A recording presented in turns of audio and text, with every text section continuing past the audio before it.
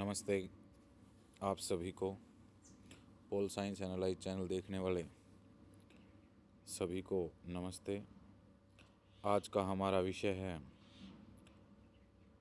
संसद विधायिका। विधायिका से पहले हम करेंगे सरकार के 3 अंग: विधानपालिका, कार्यपालिका और न्यायपालिका। विधानपालिका का काम है कानून बनाना और जो मौजूदा कानून है उनमें संशोधन करना।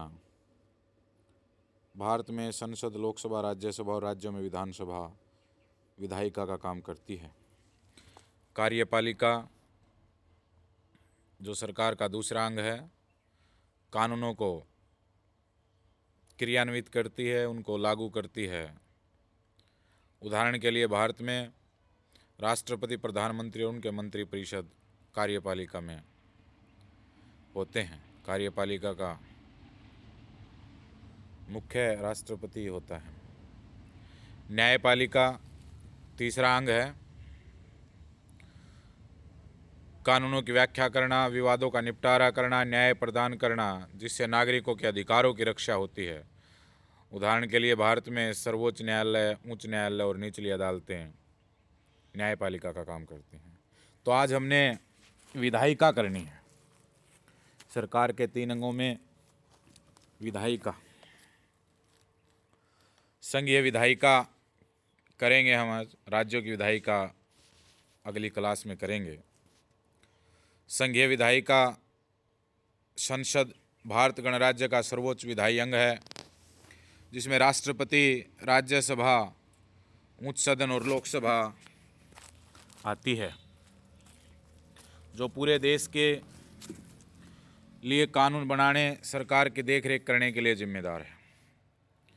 यह भारत के संघीय लोकतंत्र का एक महत्वपूर्ण स्तंभ है। संसद के अंग: संसद में राष्ट्रपति, लोकसभा और राज्यसभा। राज्य में विधानमंडल में विधायिका के अंदर जो है विधानसभा और विधान परिषद आते हैं। तो आज हम सिर्फ संसद के अंगों के बारे में बातचीत करेंगे। संसद को लोकतंत्र का मंदिर माना जाता है। यह जनप्रतिनिधि मंच का शीर्ष निकाय होता है। इसका मुख्य कार्य कानून बनाना, सरकार की जवाबदेही तय करना तथा आवश्यक मुद्दों पर चर्चा व बहस करना। राष्ट्रपति, लोकसभा और राज्यसभा से मिलकर संसद बनती है। राष्ट्रपति हम पहले कर चुके हैं। आज हम लोकसभा और राज्यसभा करेंगे। लोकसभा और राज्यसभा की संरचना, उसका गठन और उसके कार्य एवं शक्तियों के बारे में आज हम पढ़ेंगे। सदन की अधिकतम संख्या, संवैधानिक सीमा, वर्तमान और वास्तविक सदस्य संख्या आदि के बारे में आज हम पढ़ेंगे। लोकसभा, ये हमारे पास आंकड़े दिसंबर 2025 तक के हैं। लोकसभा में कुल सदस्य संख्या 550 होती है, अधिकतम संख्या। राज्यों से 530 आते हैं और केंद्र शासित प्रदेशों से 20 आते हैं। वर्तमान समय में 543 निर्वाचित सदस्य लोकसभा में हैं। राज्यसभा में कुल सदस्य संख्या 250, 238 निर्वाचित सदस्य और 12 मनोनीत सदस्य हैं। वर्तमान समय में 245 सदस्य हैं, 233 निर्वाचित और 2 मनोनीत। राष्ट्रपति संसद का एक अंग है, लेकिन किसी भी सदन का सदस्य नहीं होता है। लोकसभा सदस्यों का चुनाव नागरिकों द्वारा प्रत्यक्ष रूप से किया जाता है। इसमें 2 एंग्लो इंडियन सदस्यों को मनोनीत करने का प्रावधान 2020 में हटा दिया गया, जिससे वर्तमान समय में अधिकतम संख्या 552 हो गई है, 550 हो गई है। पहले यह संख्या 552 थी।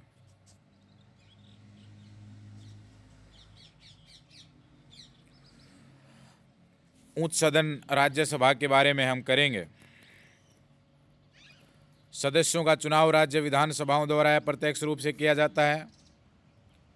राष्ट्रपति साहित्य, विज्ञान, कला और समाज सेवा के क्षेत्र में विशेषज्ञता वाले 12 सदस्यों को मनोनीत करते हैं। केंद्र शासित प्रदेश, जिसे हम यूटी भी कहते हैं,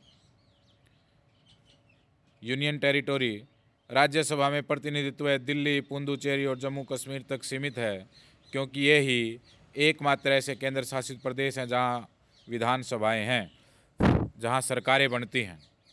31वां संवैधानिक संशोधन अधिनियम 1973 भारत के संविधान के 31वें संशोधन ने लोकसभा की निर्वाचित सदस्य संख्या 525 से बढ़ाकर 545 कर दी।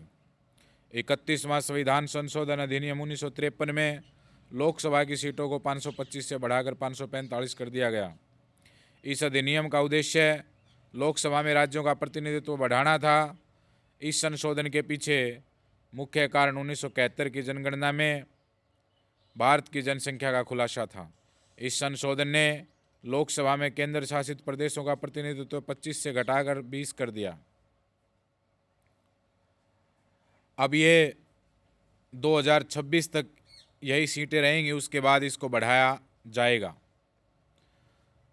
भारत में वर्तमान में 28 राज्य और 8 केंद्र शासित प्रदेश हैं। सभी राज्यों और केंद्र शासित प्रदेशों की लोकसभा, राज्यसभा और विधानसभा सीटों की सूची हम नीचे पढ़ेंगे। लोकसभा और विधानसभा की सीटों की संख्या परिसीमन आयोग द्वारा तय की जाती है, जो वर्तमान में 2008 के आदेश पर आधारित है। भारतीय राज्य और केंद्र शासित प्रदेशों की सीटों की संख्या: आंध्र प्रदेश में विधानसभा की सीटों की संख्या 175 है, लोकसभा के सदस्य 25 हैं और राज्यसभा के सदस्य 11 हैं। अरुणाचल प्रदेश में 60 विधानसभा की सीटें हैं, 2 लोकसभा की सीटें हैं, 1 राज्यसभा की सीट है। असम में 126 विधानसभा की सीटें हैं, 14 लोकसभा की सीटें हैं, 7 राज्यसभा की सीटें हैं। बिहार में 243 विधानसभा की सीटें हैं। अभी अभी इलेक्शन भी हुए हैं वहाँ पर, और बीजेपी और नीतीश कुमार के गठबंधन की सरकार वहाँ बनी है। 40 सीटें लोकसभा की हैं, 16 सीटें राज्यसभा की हैं। छत्तीसगढ़ में 90 सीटें विधानसभा की हैं, 11 सीटें लोकसभा की हैं, 5 सीटें राज्यसभा की हैं। गोवा में 40 सीटें विधानसभा की हैं, 2 सीटें लोकसभा की, 1 सीट राज्यसभा की है। गुजरात में 182 एमएलए बनते हैं और 26 लोकसभा के सदस्य बनते हैं, 11 राज्यसभा के एमपी बनते हैं। हरियाणा में 90 विधानसभा की सीटें हैं, 10 लोकसभा की सीटें हैं और 5 राज्यसभा की सीटें हैं। हिमाचल प्रदेश में 68 विधानसभा की सीटें हैं, 4 लोकसभा की सीट हैं और 3 राज्यसभा की सीटें हैं। झारखंड 81 विधानसभा की सीटें हैं, 14 लोकसभा की सीटें हैं, 6 राज्यसभा की सीटें हैं। कर्नाटक 224 विधानसभा की सीटें हैं, 28 लोकसभा की सीटें हैं, 12 राज्यसभा की सीटें हैं। केरल 140 विधानसभा की सीटें हैं, 20 लोकसभा की, 9 राज्यसभा की। मध्य प्रदेश 230 विधानसभा की सीटें हैं, 29 लोकसभा की सीटें हैं, 11 राज्यसभा की सीटें हैं। महाराष्ट्र के अंदर 288 विधानसभा की सीटें हैं, 48 लोकसभा की सीटें हैं, 19 राज्यसभा की सीटें हैं। मणिपुर के अंदर 60 सदस्य विधानसभा है, 2 सदस्य वहाँ के लोकसभा में जाते हैं और 1 सदस्य राज्यसभा में जाता है। मेघालय के अंदर 60 सीटें हैं, 2 सदस्य लोकसभा में जाते हैं, 1 सदस्य राज्यसभा में जाता है। मिजोरम में विधानसभा की 40 सीटें हैं, 1 लोकसभा में जाता है और 1 राज्यसभा में जाता है। नागालैंड में 60 सीटों की विधानसभा है, 1 लोकसभा और 1 राज्यसभा का सदस्य वहाँ से निर्वाचित होता है। ओडिशा की 147 विधानसभा की सीटें हैं, 21 लोकसभा की सीटें हैं, 10 राज्यसभा की सीटें हैं। पंजाब 117 सीटें विधानसभा की हैं, 13 सीटें लोकसभा की हैं, 7 सीटें राज्यसभा की हैं। राजस्थान 200 सीटें हैं, 25 लोकसभा की, 10 राज्यसभा की। सिक्किम 32 सीटें हैं विधानसभा की, 1 सीट लोकसभा की और 1 सीट राज्यसभा की। तमिलनाडु 234 सीटें विधानसभा की हैं, एमएलए बनते हैं, 39 लोकसभा के एमपी बनते हैं, 18 राज्यसभा के एमपी बनते हैं। तेलंगाना में 119 सदस्यीय विधानसभा है, 17 लोकसभा में जाते हैं और 7 सदस्य राज्यसभा में निर्वाचित होते हैं। त्रिपुरा 60 सदस्य या एमएलए विधानसभा की सीट हैं, 2 लोकसभा की सीट हैं, 1 राज्यसभा की सीट है। सबसे ज़्यादा यूपी में 403 विधानसभा की सीटें हैं, 80 लोकसभा की सीटें हैं, 31 राज्यसभा की सीटें हैं। उत्तराखंड 70 विधानसभा की सीटें हैं, 5 लोकसभा की सीटें हैं, 3 राज्यसभा की सीटें हैं। पश्चिम बंगाल में 294 लोकसभा की सीटें हैं, 294 विधानसभा की सीटें हैं, 42 लोकसभा की सीट हैं और 16 राज्यसभा की सीट हैं। लक्षद्वीप में सरकार नहीं बनती है तो वहाँ विधानसभा नहीं है, वहाँ 1 सीट है लोकसभा की। पुडुचेरी में सरकार बनती है, दिल्ली, पुडुचेरी और जम्मू कश्मीर में सरकारें बनती हैं। पुडुचेरी में विधानसभा की 30 सीट हैं, 1 सीट लोकसभा की है और 1 सीट राज्यसभा की है। अंडमान और निकोबार द्वीप समूह में सिर्फ 1 सीट राज्यसभा की है, यहाँ भी सरकार नहीं बनती है तो 1 सीट यहाँ सिर्फ और सिर्फ लोकसभा की है। क्योंकि जहाँ सरकारें नहीं बनती वहाँ राज्यसभा की सीटें नहीं होती। राज्यसभा के सदस्यों को निर्वाचित एमएलए करते हैं और जहाँ एमएलए नहीं है, जहाँ विधानसभा नहीं है, वहाँ राज्यसभा के सदस्य नहीं बनते। चंडीगढ़ की 1 लोकसभा की सीट है, दादरा और नगर हवेली, दमन और दीव की 2 लोकसभा की सीट हैं। दिल्ली में 70 विधानसभा की सीट हैं, 7 लोकसभा की सीट हैं, 3 राज्यसभा की सीटें हैं। जम्मू और कश्मीर में 90 विधानसभा की सीटें हैं, 5 लोकसभा की सीटें हैं, 4 राज्यसभा की सीटें हैं। लद्दाख 1 लोकसभा की सीट है। तो ये पूरे देश की एमएलए, राज्यसभा एमपी और लोकसभा एमपी के सीटों को हमने किया है। अब हम राष्ट्रपति, राज्यसभा और लोकसभा को करेंगे। राष्ट्रपति हम कर चुके हैं, ये संसद का एक अभिन्न अंग होता है जो विधायी प्रक्रिया की भूमिका निभाते हैं। राज्यसभा राज्यों का प्रतिनिधित्व करने वाला उच्च सदन है जिसके सदस्य अप्रत्यक्ष रूप से चुने जाते हैं और ये एक स्थायी सदन है। लोकसभा जनता द्वारा सीधे चुने जाने वाले सदस्यों वाला सदन है जो लोगों की इच्छा का प्रतिनिधित्व करता है।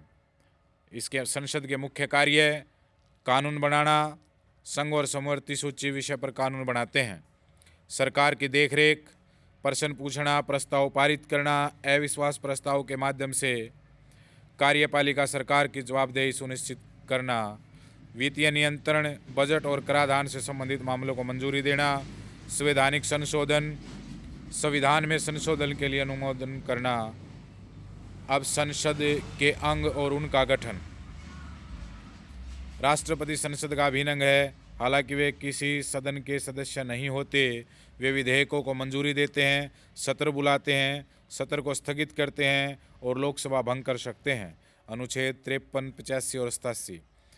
राज्यसभा राज्यों की परिषद है, ऊपरी सदन है, अधिकतम संख्या 250 होती है। लोकसभा लोगों का सदन है, संसद का निचला सदन है, सीधे जनता द्वारा निर्वाचित होते हैं। अधिकतम संख्या इसकी 552 होती है, लेकिन 25 जनवरी 2020 को एंग्लो इंडियन 2 सदस्यों को समाप्त कर दिया। वर्तमान समय में इसकी अधिकतम संख्या 550 है। प्रमुख अनुच्छेद 69, संसद का गठन, जिसमें राष्ट्रपति और दोनों सदन राज्यसभा और लोकसभा से मिलकर संसद बनती है। अनुच्छेद 80 राज्यसभा की संरचना है, सदस्यों की संख्या और चुनाव प्रक्रिया है। अनुच्छेद 81 में लोकसभा की संरचना है, सदस्यों की संख्या और चुनाव प्रक्रिया है। अनुच्छेद 85 में संसद के सत्र हैं, 17 अवसान है, सत्तागण है और लोकसभा का विघटन है। अनुच्छेद 87 में विशेष अभिभाषण है, राष्ट्रपति का दोनों सदनों को संबोधित करना।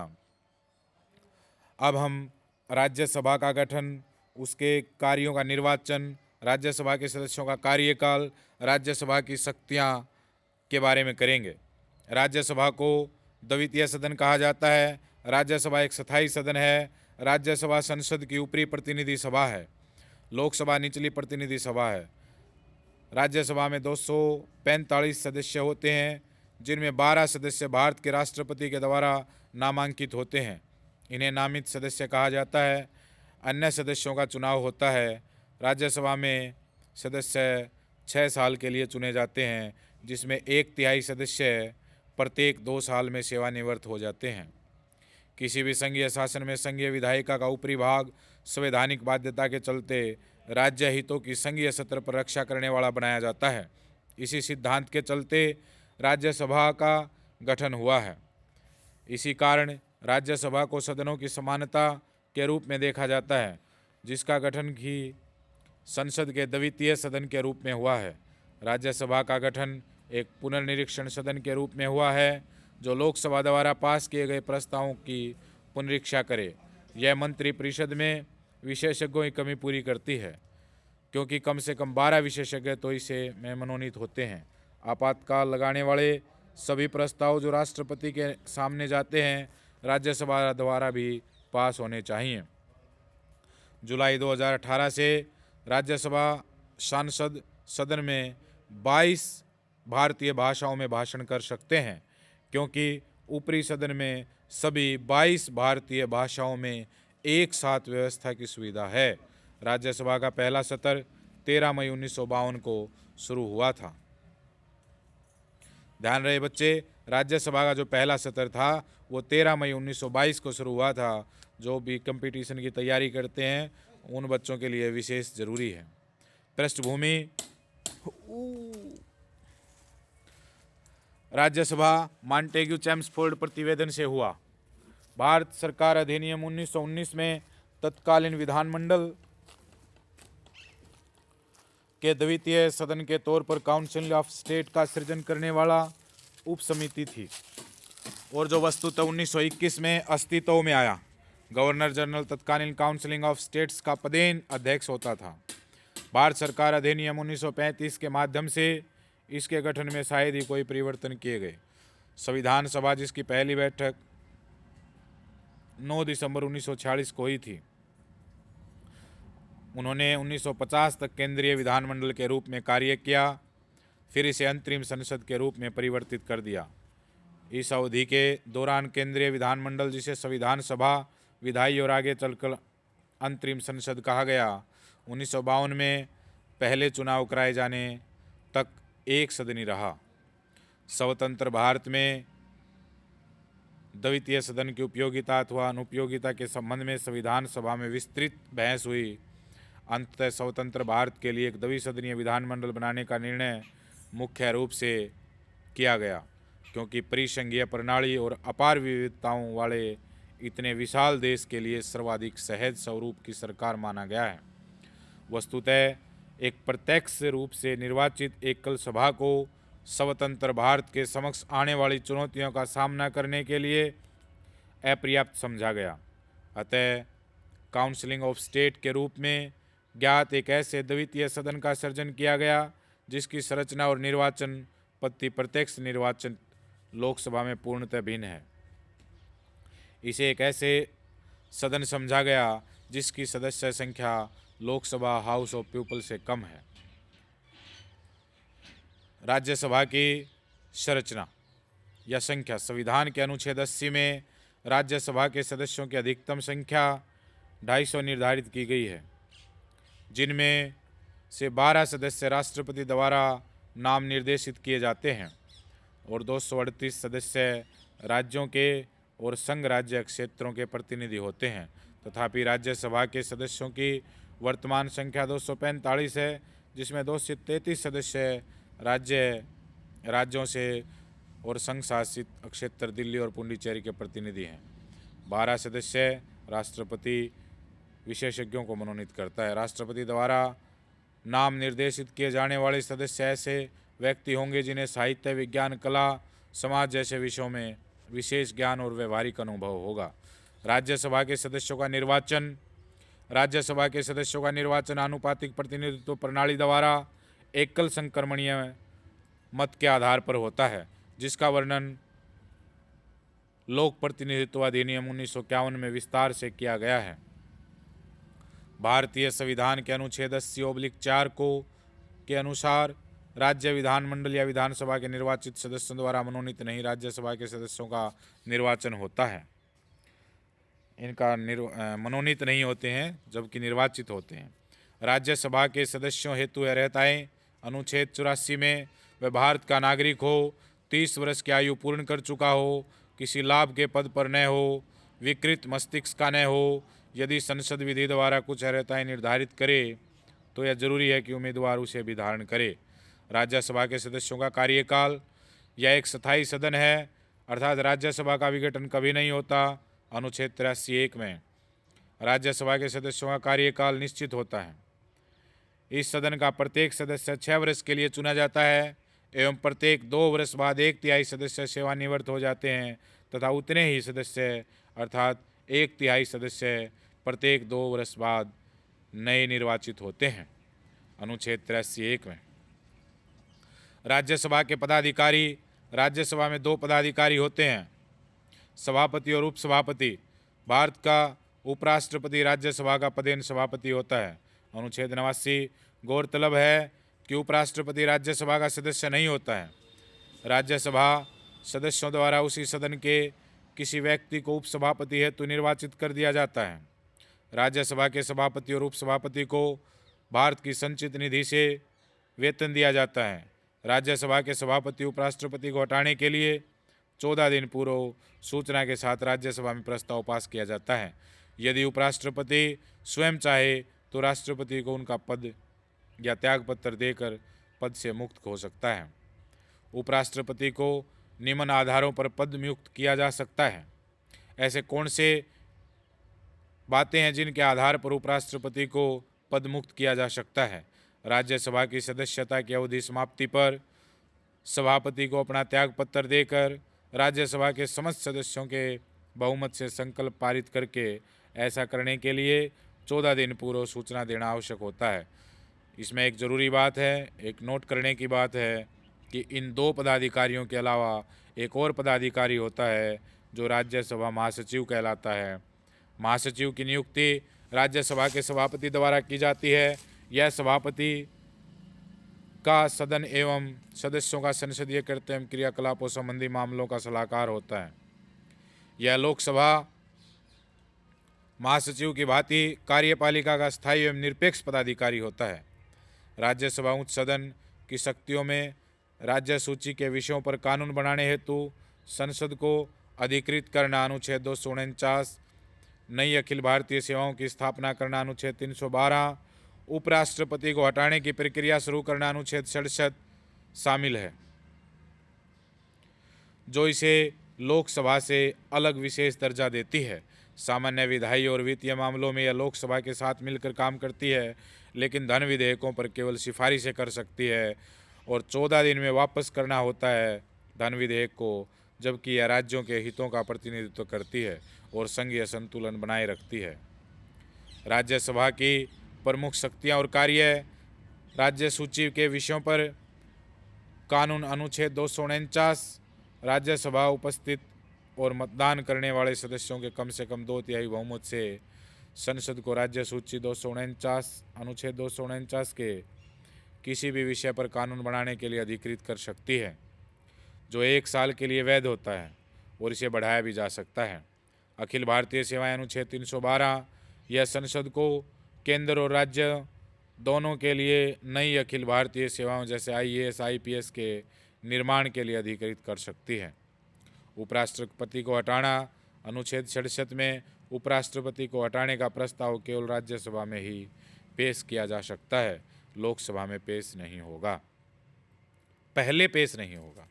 आपातकाल की स्थिति में यदि लोकसभा भंग हो और आपातकाल अनुच्छेद 352, 356 और 360 की घोषणा हो तो राज्यसभा उसे अनुमोदित कर सकती है, जिससे घोषणा प्रभावी रह सकती है।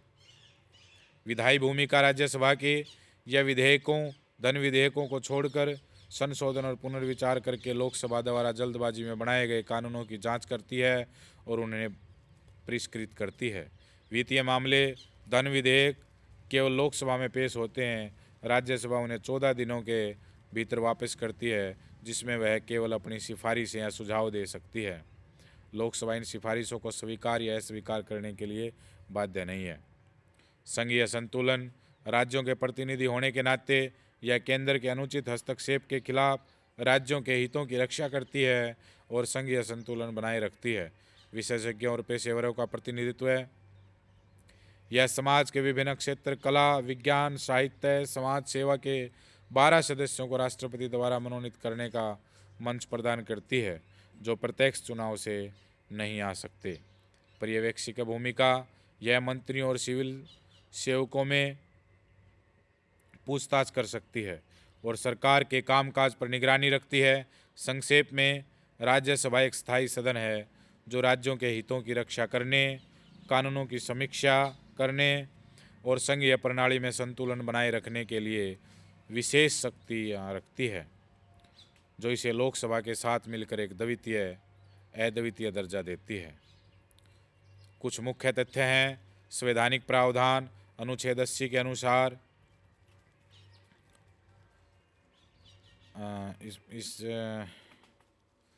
इसकी जो प्रकृति है, अनुच्छेद 80 में यह एक स्थायी सदन है और इसे भंग नहीं किया जा सकता। सदस्यों की संख्या 250 होगी, वर्तमान समय में 245 है। मनोनीत सदस्य 12 होते हैं। इसका कार्यकाल 6 वर्ष के लिए होता है और इसके चुनाव प्रणाली राज्य विधानसभाओं के निर्वाचित सदस्यों द्वारा आनुपातिक प्रतिनिधित्व के आधार पर एकल संक्रमणीय मत प्रणाली द्वारा होता है। सभापति, भारत के उपराष्ट्रपति इसके पदेन सभापति होते हैं। यह अपने सदस्यों में से एक उपसभापति भी चुनती है। इसका पहला सत्र 13 मई 1922 को हुआ था। भूमिका, राज्यों के अधिकारों की रक्षा करना, कानूनों की गहन समीक्षा करना और दूसरा विचार का सदन के रूप में कार्य करना। इसकी कुछ विशेष शक्तियाँ, धन विधेयक राज्यसभा में 14 दिनों के लिए भेजा जाता है। यह केवल सिफारिशें कर सकती है, उसमें कोई संशोधन नहीं कर सकती। अखिल भारतीय सेवाएं, अनुच्छेद 312 के तहत नई अखिल भारतीय सेवाओं के सृजन का प्रस्ताव केवल राज्यसभा ही कर सकती है। आज हमने राज्यसभा की है, कल हम लोकसभा करेंगे। लोकसभा का गठन, लोकसभा के कार्य एवं शक्तियाँ आदि करेंगे। यदि आपको वीडियो अच्छी लगे तो चैनल को सब्सक्राइब करें, लाइक करें, कमेंट करें। जय हिंद, जय भारत। देखते रहिए पोल साइंस चैनल।